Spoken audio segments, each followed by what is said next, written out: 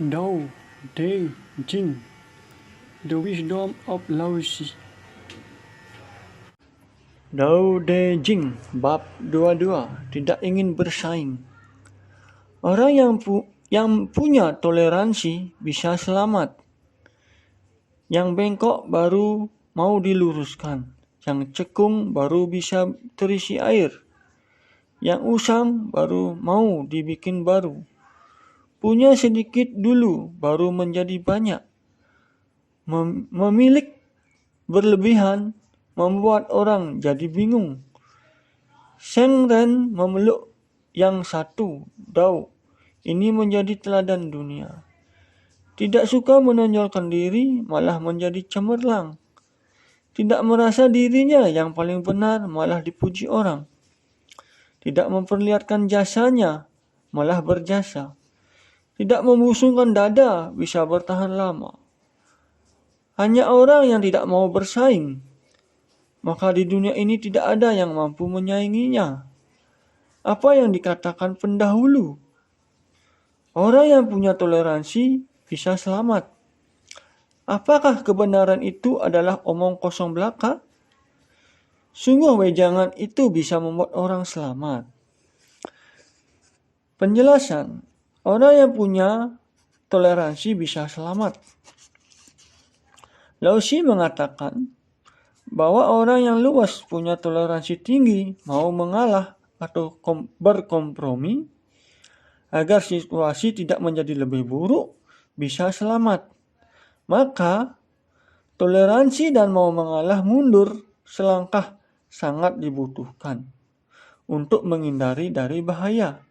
Misalnya, bila menemui orang jahat atau satu kelompok manusia yang ekstrim mengancam keselamatan kita, maka pada situasi dan kondisi seperti itu, sangat diperlukan kesabaran dan toleransi yang tinggi untuk menghadapi individu atau kelompok yang ekstrim tersebut.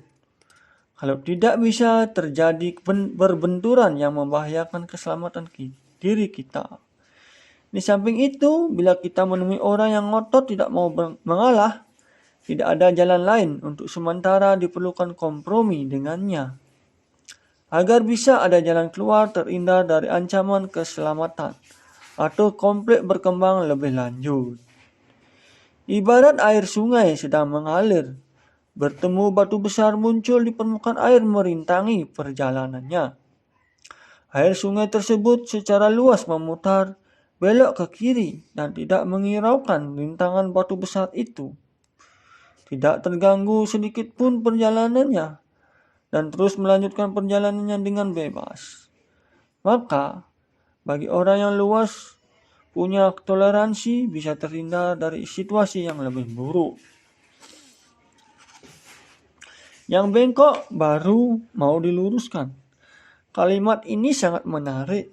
Kalau mau maju, cacing atau ular harus membengkokkan tubuhnya dulu untuk kemudian meluruskan badannya. Kalau mau melompat jauh ke depan, orang juga harus menekuk lutut dulu. Biasanya kalau ada masalah, bengkok. Baru dicari pemecahannya, diluruskan. Kalau ada kesalahan, baru dibenarkan. Kalau kesehatannya terganggu, orang baru mau memperbaiki gaya hidup dan pola makan. Setelah sadar berbuat dosa, orang baru mau bertobat.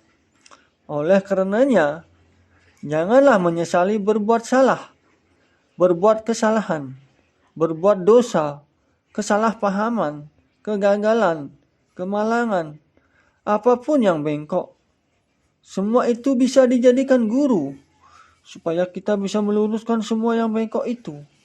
Maka dari itu dikatakan, the bad thing is the good thing. The bad thing is a good thing. Yang cekung baru bisa terisi air. Wadah yang kosong baru bisa diisi air. Jika orang mau merendah, merasa dirinya masih banyak ruang yang kosong dalam ilmu pengetahuan yang perlu diisi lagi. Orang itu baru mau belajar terus tanpa henti untuk mengisi yang masih kurang itu. Sebaliknya, Bila orang sudah merasa dirinya serba tahu, orang itu tidak merasa perlu tambah ilmu pengetahuan lagi. Karena dia sudah merasa puas. Apa yang dia miliki, pengetahuannya sudah cukup. Tidak perlu diisi lagi. Wadahnya sudah cukup penuh dengan air. Yang usang baru mau dibikin baru.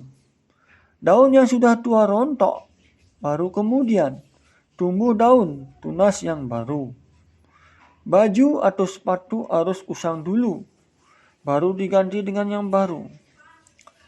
Karena ada pemerintah yang otoriter dan korup, rakyat baru bergerak merobohkan pemerintah korup dan otoriter yang sudah usang itu untuk digantikan pemerintah yang baru bersih. Punya sedikit dulu baru menjadi banyak. Artinya, yang banyak permulaannya dari yang sedikit dulu. Itulah yang sering dikatakan orang bahwa sedikit itu mahal dan berguna. Yi, si, wei, gui. Atau yang kecil itu indah. Small is beautiful. Xiao, xing, si, meo, au. Orang yang merasa pengetahuannya masih sedikit, mau berusaha belajar lebih banyak. Sebaliknya, kalau merasa pengetahuannya sudah banyak dan cukup, orang biasanya tidak akan mau belajar lagi.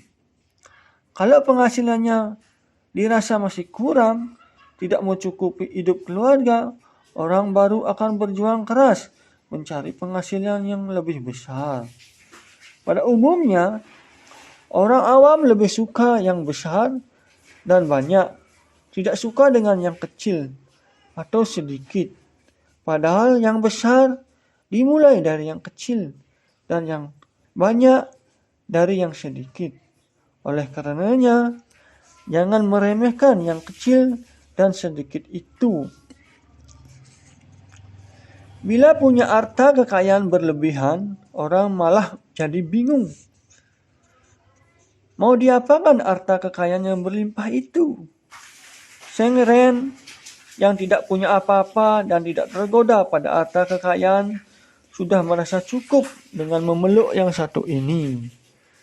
Satu di sini diartikan dengan Dao yang tunggal dan karenanya bisa menjadi teladan dunia. Orang yang tidak mau menonjolkan diri, tidak merasa diri paling pintar dan paling benar, serta tidak membusungkan dada untuk memperlihatkan jasanya, adalah orang yang cemerlang yang telah mencapai pencerahan batin. Orang yang tidak pernah menuntut balas jasa, malah dipuji orang dan yang dianggap pantas diberi penghargaan. Dan orang itu akan mampu bertahan lama. Dalam bab ini ada kalimat yang amat terkenal dari Lao Tzu, yaitu bagi orang yang tidak mau bersaing, di dunia ini tidak ada yang mampu menyainginya. Lao Tzu juga memberitahu kita bahwa pada zaman dulu pernah ada nasihat yang mengatakan, perjalanan yang banyak rintangan malah bisa berhasil. Lao Tzu kemudian balik bertanya, apakah semua yang dikatakan pendahulu itu omong kosong belaka? Lao Tzu melanjutkan, sungguh wejangan itu bisa membuat orang selamat. Ini ada benarnya. Matur suksma.